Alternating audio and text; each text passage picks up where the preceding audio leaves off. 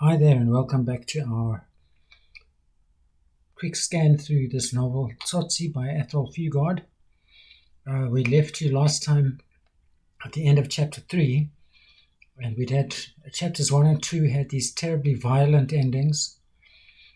We had the murder of Gambut Lamini in chapter 1, Tsotsi beating up Boston in chapter 2, and then a surprise ending in chapter 3, Tsotsi about to rape or rob a strange woman in a grove of blue gum trees, and then her thrusting this box into his space, and at the end of the chapter him opening the box and finding a baby. And really the rest of the novel is going to be about this unusual situation of a gangster now having to cope with a child. And of course it's asking the question that Boston asked: can someone like Tsotsi, can a gangster learn to feel? Can he learn to love? Will he get over this inner darkness that he's been experiencing in the first couple of chapters? So we see him now in chapter 4 with the very first questions of what to do with this baby. And of course, feeding the baby is one of those first questions. And he goes at the beginning here to a general dealer, a small little shop, in this case run by an Indian guy called Ramadullah, Kasim Ramadullah. And Tsotsi feeling awkward to go in there and ask for baby milk because he's supposed to be a rough and tough gangster. What will people think of him if they see him buying milk for a baby? Chapter 4. When he darkened the doorway, stepping out of the Saturday street and into the odorous or fragrant world of Ramadullah General Dealer, to stand quietly beside the bags of beans and millie meal, Kasim, the guy who ran the store, had hopes of selling a few yards of 1 and 11 penny printed calico to a woman. He's been hoping to sell her this material for curtains. And he's telling the lady what's on the curtain material. Flowers, he'd said, pretty flowers. And unrolled the bolt of gaudy material, brightly coloured material. How much, she'd asked. Cheap, he said. So he's trying to sell the flowers. And then his doorway had darkened. And the young man was there, pretending he wasn't, standing beside the beans and the maize meal. Kasim looked quickly around the shop. There was himself and the woman he was serving, and 2 other men whom his wife was serving at the other end of the shop. At that moment, another woman with 2 children hanging onto her skirts came in. 8 people altogether, that was enough. So it's too many people for Tsotsi to feel comfortable to ask for the baby milk. And when Kasim has given change to this woman, he looked again, the young man had gone. And Kasim can see this is a gangster. So he says to his wife, "Did you see that one?" He called out bravely to his wife, with a nod in the direction of the bags of millie meal and beans. "God forgive us," she said. She was a nervous woman. But then Tsotsi comes back. That was at 9:30. At 10 o'clock he was back again, standing at the same place, pretending he wasn't there because he feels so awkward. This time Kasim was frightened. There was only an old man in the shop buying a ticky plug of chew tobacco, about 10 cents worth of tobacco. He hurried around to his wife, who was serving the old man. She looked at her husband with frightened eyes. She can see this is a gangster. "Give him an extra inch," Kasim said to her in Tamil. "Talk to him." So she gives this customer an extra inch of tobacco. It's a present for him. Kasim says, "It's my respect for you being an old man." And he's talking about India. Maybe he's just trying to keep this old man there. The old man is patient, but inwardly he thought the Indian man was sorely mad. He was talking so much the sweat was on his forehead. What was he talking about? Why didn't he stop? Kasim did eventually. Someone else came into the shop, and the young man, that's Tsotsi, left again, not once having moved from the bags of millie meal and beans. Kasim called out to his wife, in a voice that was still a little bit brave, I fixed him. And, what did he do? He spoke to the old man. God forgive us, the wife said. What did he want? Cassim asked aloud, just standing there. His wife was talking about Durban and going back. She had been born there. She always talked about Durban when times were bad or there was trouble. You know something? Cassim said, I think he's mad. That was at 11 o'clock. He came back again at 11:30, and this time there was nothing Cassim could do. They were alone. His wife disappeared into the back room, where he heard her call all the children together. Then there was a series of door slams and business with keys as she retreated into the deepest room of the house. She's that scared. Cassim remained at the counter. He took a deep breath and waited. I can still scream, he thought. The young man came straight to the counter where Cassim stood with his eyes averted, his eyes down. Yes, he asked, meaning to be calm and cool, and to the point with no nonsense, young man, but his tongue had a lungful of air behind it, with the result that he found himself saying yes for fully 5 seconds. He stopped in time to hear himself fart. It's wind, you see, he always said, a windy bowl. Cassim was waiting for the first syllable of trouble, and he says, yes, yes, yes, yes, yes, yes, yes. Sounds very nervous. And Tsotsi says, milk. Cassim wanted to laugh. He almost collapsed under the hysterical desire to laugh, and he thinks he's misheard. What sounds like milk? He thought, I've heard wrongly. Milk, bilk, kilk, shrilk, rilk, wilk. And Tsotsi says, milk. A second time he said it, clear and strong and no mistakes. Cassim looked up, milk?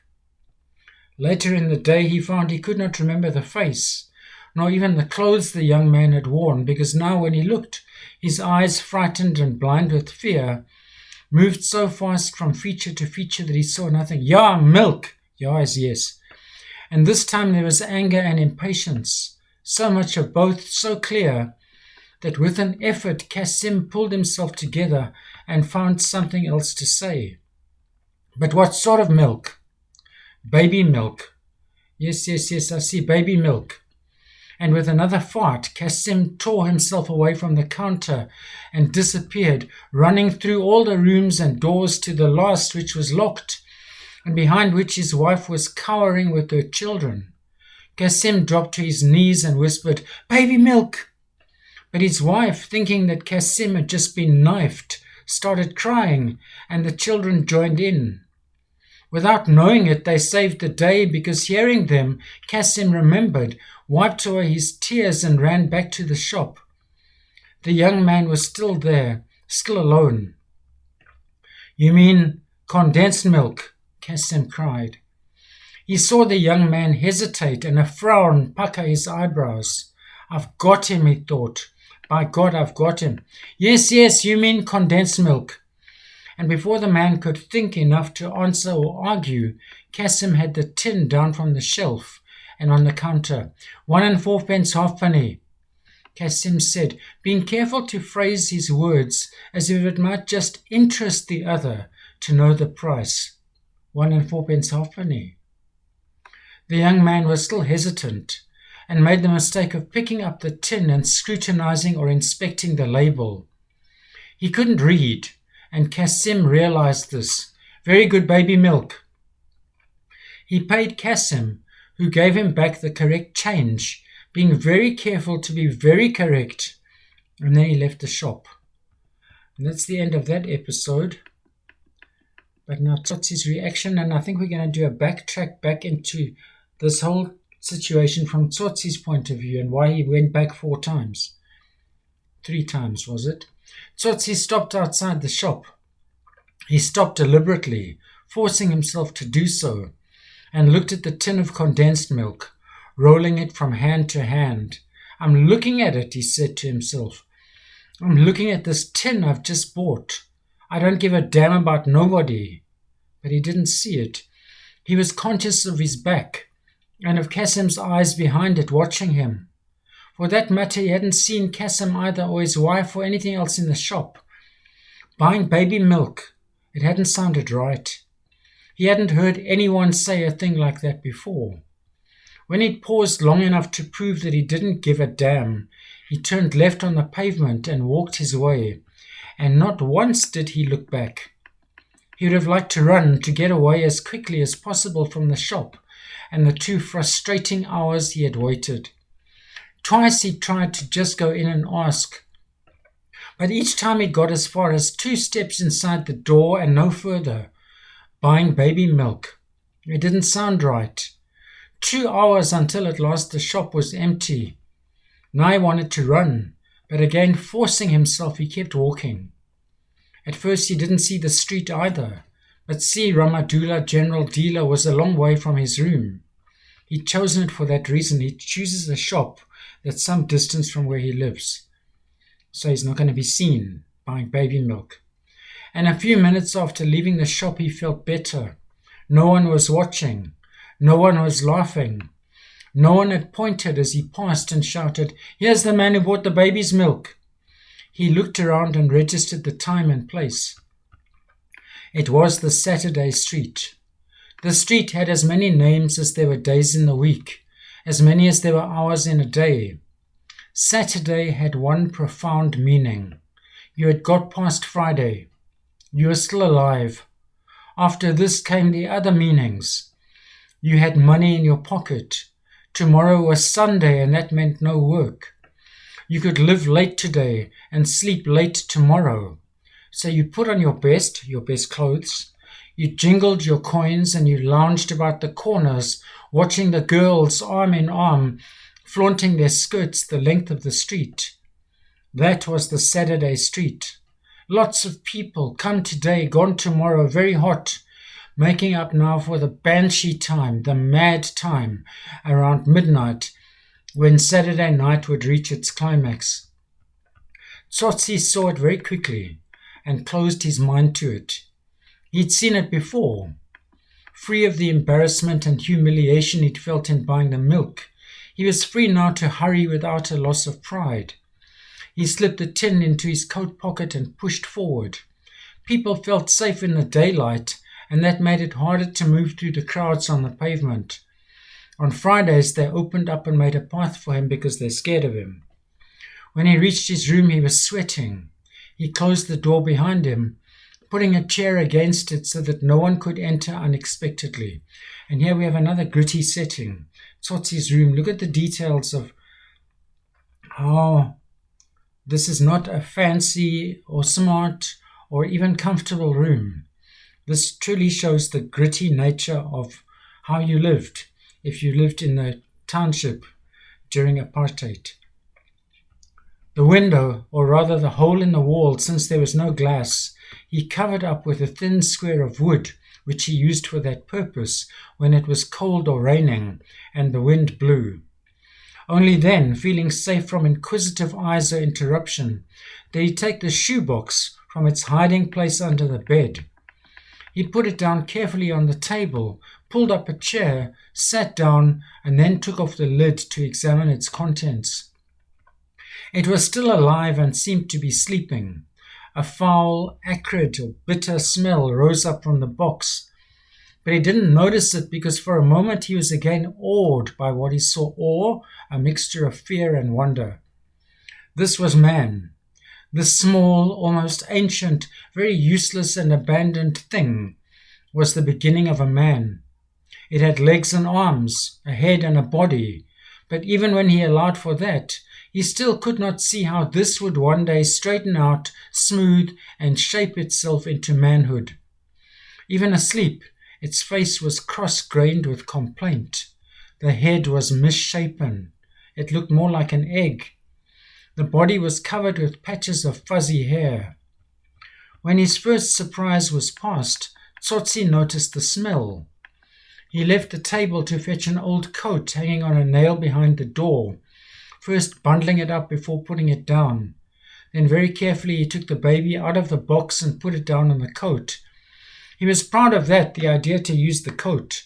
The baby looked better resting on it than it would have on the bare, bottle-stained tabletop.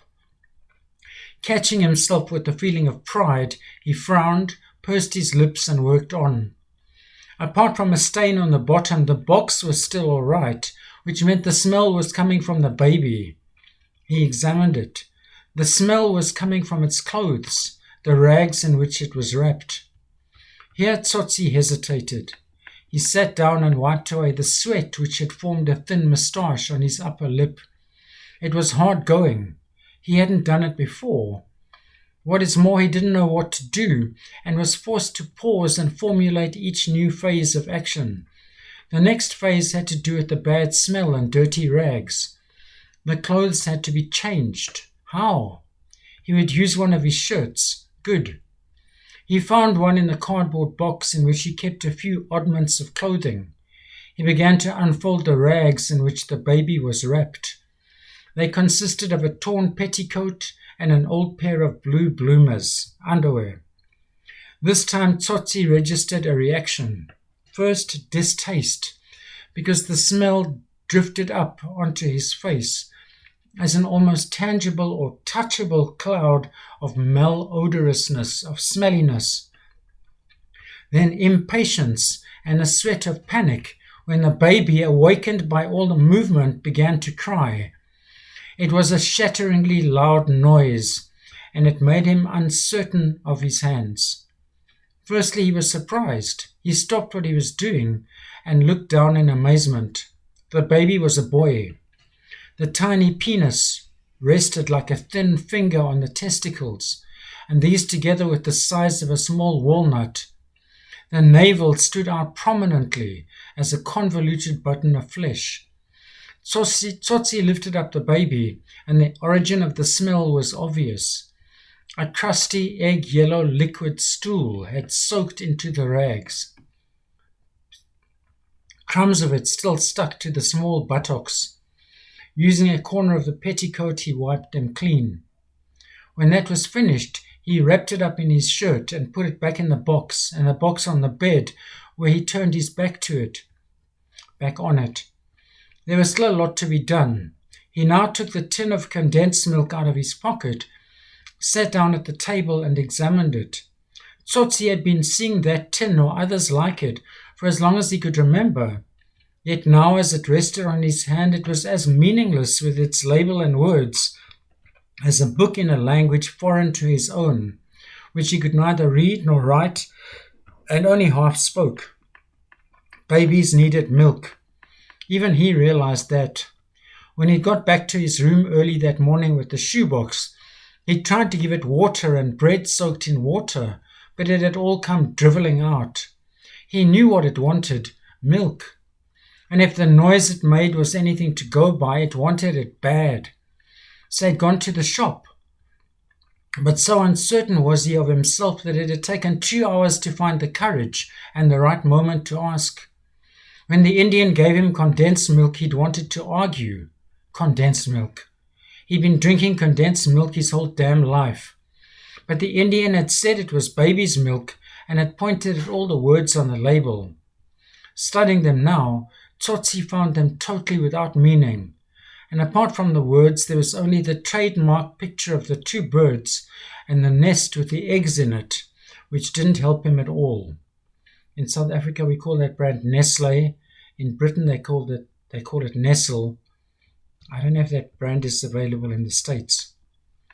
He looked up at the baby. It was crying again, a hard, worrying noise that made him desperate and uncomfortable. He went to the bed and, bending low over the puffed-up knob of a head, shouted, "Tula!" meaning be quiet. And then a second time, much louder, shaking the mattress with his hands. The baby cried on, if only Boston... If only Boston were here, he would know what to do, but Boston's beaten up. No, it was too late now for that thought. He didn't finish it. Tsotsi looked once more at the tin, not at the words this time, just generally at the tin, feeling the weight of it in his hands and the noise of the baby in his ears. And then he decided. Right, you take it like I take it, he spoke aloud. With the decision, he found himself busy again, and that, together with the strong sound of the words, made him feel better.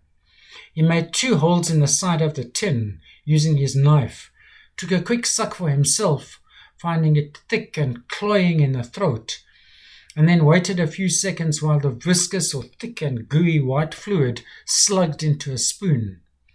The baby took it and stopped crying.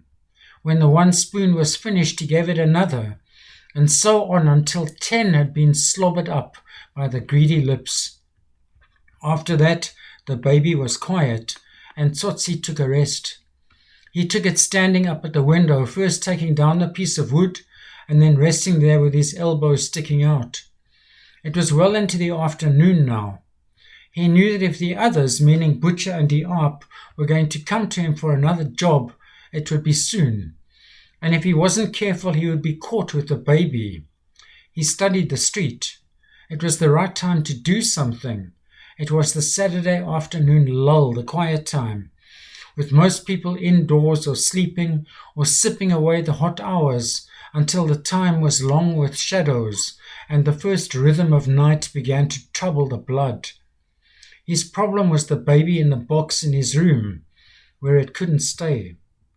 2 men, the one with a guitar and an idle hand dropping warm chords as they talked, passed his window. Tsotsi had forged the first link in the reasoning out of his problem. He felt better. It, the baby, must go someplace else. That was even better. He felt good finding things a little clearer. Now where? Where could he take the shoebox? Suki? Shit. She'd be just full of questions. Where, man? He's imagining Suki asking. About blue gum trees. By the blue gum trees? Yeah, man. But why, man? And how did he answer that? Yeah, why? Himself asking himself now, why? He turned and looked back at the baby. No time for that now. The question was where? Where could he take it? Tsotsi was still at the window, trying to think and finding it hard, when a group of men, laughing in their bare feet and dusty khaki clothes, appeared at a corner and turned into the street. They were one of the demolition squads, busy each day now, as they broke down doors and windows and tore off the roofs of a few more houses, so that more people would come into the township.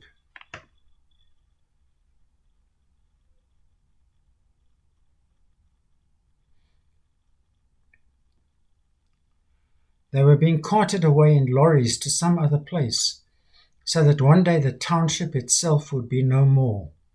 Seeing them, Tsotsi had the solution to his problems. These demolition squads are going to stay in the novel to the end. People being thrown out of the townships, houses being emptied and deserted, creating these ruins. The ruins, he would hide the baby in one of the ruins. There were already large areas of them in the township.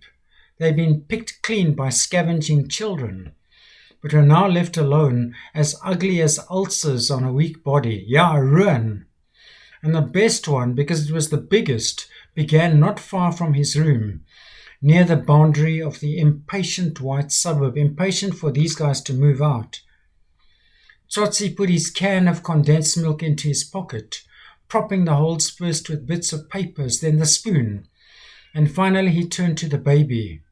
He replaced the lid and picked up the box carefully so as not to disturb its sleep. He opened the door, looked around first, and then stepped into the street, which was still deserted except for the dust of the men who'd passed, a child without a game, and a dog with a flea. He asked no questions among the fallen walls, neither why they were down and where had the people gone, nor was it right or what wrong had they done that it had come to this. He didn't need to. They had been asked. On that uncertain day, unremembered now because there'd been so many like it, when the demolition squad, had come with sledgehammers and crowbars in the first light, and the people had sat sleepy-eyed and bewildered on the pavement. That had been the moment of asking, voiced bitterly or inwardly, wordlessly, to be thrown away unanswered, as much the debris of that day as the rubble their homes had been reduced to after a few violent minutes of work. Tsotsi passed through doorway to doorway, stepping lightly on walls that lay as they'd fallen in their moment of submission. Those that still stood had been shocked into a dumb, gaping idiocy. This human quality of staring dumbly like an idiot is given to the walls. I guess the figure of speech would be personification. Through them could be seen other ruins, and through those still others, giving a perspective of raw ends and rubble, until it seemed that the space itself, the intangible or untouchable something defined by four walls and a roof, had been broken up and holes knocked in it. Overhead, the skies stretched as taut as a blue tarpaulin. It was a good place to hide the baby. They were deserted except for a few lizards grown bold in their undisturbed times. The people were gone, those who'd lived there, been born there, gone away as much as those who had died there. The only ones who'd returned, and then only briefly, were the children of the other families still in the township. They'd come back for a short time, starting when the demolition squad had left, returning to scavenge among the bricks, going home in the evening with wood from the broken doors and window frames, which had cooked simple meals in other backyards. They'd come back another day and maybe another after that to play there and lay the broken bricks in a child's dream of home, with a flower in a bottle and a one-legged doll. But they too forgot one day, because there were other games, other ruins, and this one had been picked clean. So the sun bleached the walls, the dust settled, and the wind swept it clear of all smells of living. They were odorless as Tsotsi walked through. And the house he chooses is of a character whom we never meet in this novel, but she's so memorable that it's as though we do meet her. He chose the old place where Marabatse had lived with her niece, and lived long, because the beer brewed in that backyard was famous. Marabatse had grown to a big age, because when the time came to leave her room and climb onto the lorry she'd hired to take her someplace else, they found the door too small for the woman, who in 10 years had not left her room because of swollen ankles. The demolition men were forced to take the door away, and parts of the wall as well, before the big soul emerged to great cheering and many tears. Her passing down this street and into the distance, statuesque in her chair on the lorry, made real the whisper that one day the township would die. Tsotsi chose this ruin because in one corner there remained an overhang of the corrugated iron that had been the roof, and he thought about shade. The baby was still silent, so much so that when he opened the lid to look, and was only satisfied when he saw the legs kick, he hid it in the corner together with the condensed milk and spoon, before sitting himself down back to the wall to think. Tsotsi knew one thing very definitely now, starting last night and maybe even before that, because sitting there with a quiet mind to the events of the past hours, it seemed almost as if there might have been a beginning before the blue gum trees. A beginning to the changes in Tsotsi. They didn't begin with the blue gum trees. They started possibly with Boston's questions, but maybe even before that. But regardless of where or when, he had started doing things that did not fit the pattern of his life. There was no doubt about this. The pattern was too simple, too clear, woven as it had been by his own hands, using his knife like a shuttle to carry the red thread of death and interlace it with others stained in equally somber hues. The baby did not belong, and certainly none of the actions that had been forced on him as a result of its presence, like buying baby milk, or feeding it, or cleaning it, or hiding it with more cunning and secrecy than other people hid what they had from him. It had broken into his life with shattering improbability. It was irrelevant, and more than that, it was destructive, tearing open the simple hand-worked fabric in which he'd wrapped his existence, so that other irrelevances had begun to blow their cold way in. Why then had he taken the baby? This being the time and the place for the question. The end of his logic was death, yet he'd saved it. Why? Was there a special death for it? He would have liked to believe this, because together with the diligence of his clumsy, groping attempts to meet its needs was resentment. Tsotsi squirmed with anger at the weak hold it had found on his life. Yet in spite of this he carried on, stumbling from one moment of inadequacy to the next, swallowing his pride, curbing his impatience, carrying on because he knew very well he'd taken it. He was chancing his hand at a game he'd never dared play, and the baby was the dice, so to speak. So the whole situation there compared to weaving a cloth and then gambling. It was surprise that it made him step back, not yet 24 hours ago, when he had the woman under the tree. He had heard babies cry before, but remotely and without attention, hearing them as an off-key undertone in the bigger, bloodier sounds of life. But this one coming then, the thin discordancies of it drifting up like stale smoke from the holes punched in the lid of the shoebox, those were so unexpected, so alien to his purpose and the meaning of that moment, that it had startled him. A lot was in the balance. The conspiracy of that night was almost hatched. The woman had brought it a step nearer fulfillment when she forced the box into his hands. The baby had taken it further, still crying, because if it had stopped, he would have surely heard the frightened footsteps receding in the night, and that sound would have quickened him like a cat at play. But instead he held the box, heard only the baby, and felt it squirm inside, and inside himself a strange nameless fear.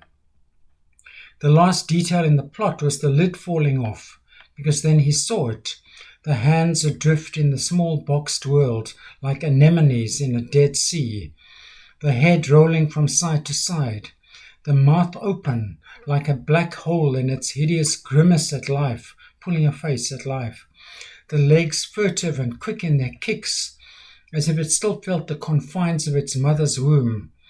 That moment, the night was beyond repeal. Suddenly, very sharply, and with more pain than he'd ever felt before in his life, light stabbed his darkness and he remembered. And these memories that he's been bearing up until now are coming back.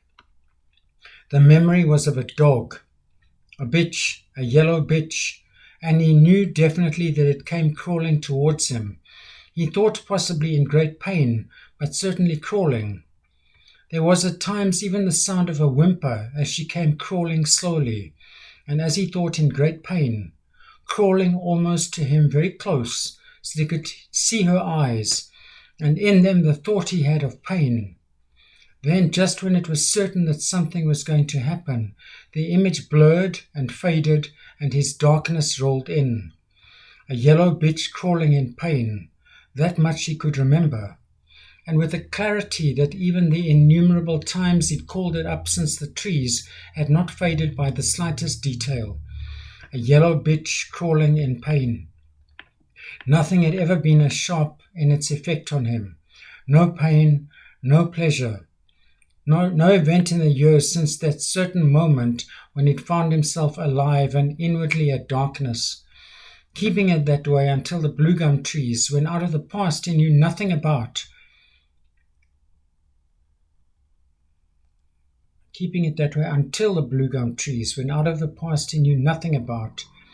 and had wanted to know nothing about, had come a yellow bitch crawling in great pain. So it looks like he loses himself in that memory for a bit, and then finds himself with the baby again.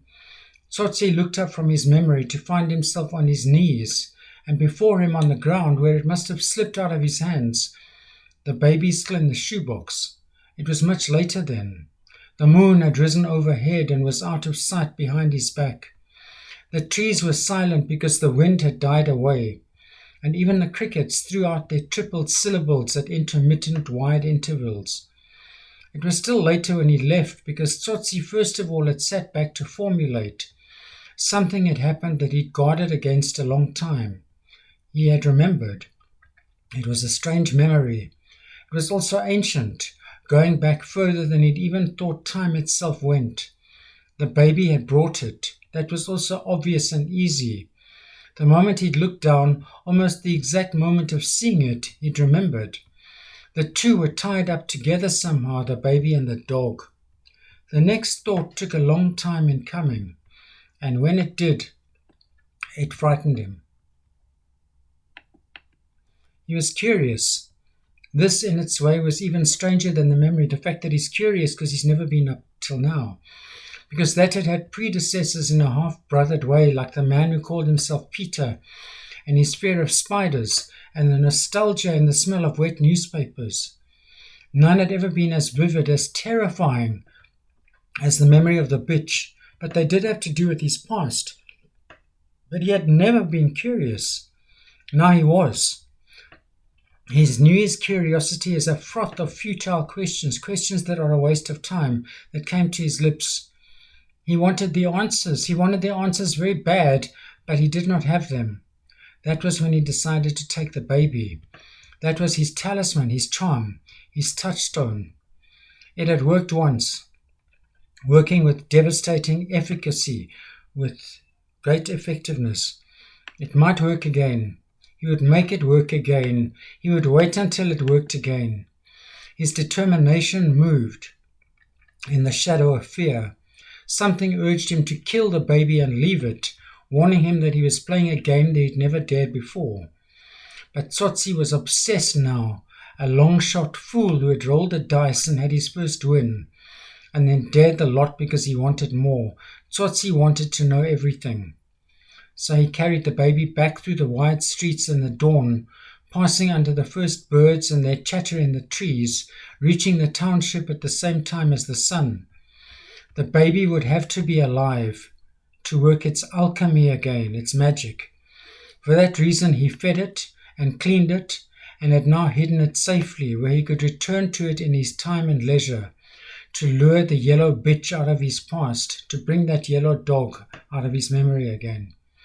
When he left the ruins, he had decided to return the next day to feed it again.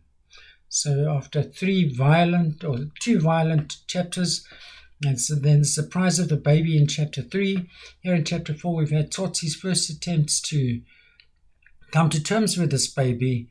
And I mean, from the very beginning, it looks as though he is becoming a surrogate mother for the baby. And this gangster has been put in this strange position.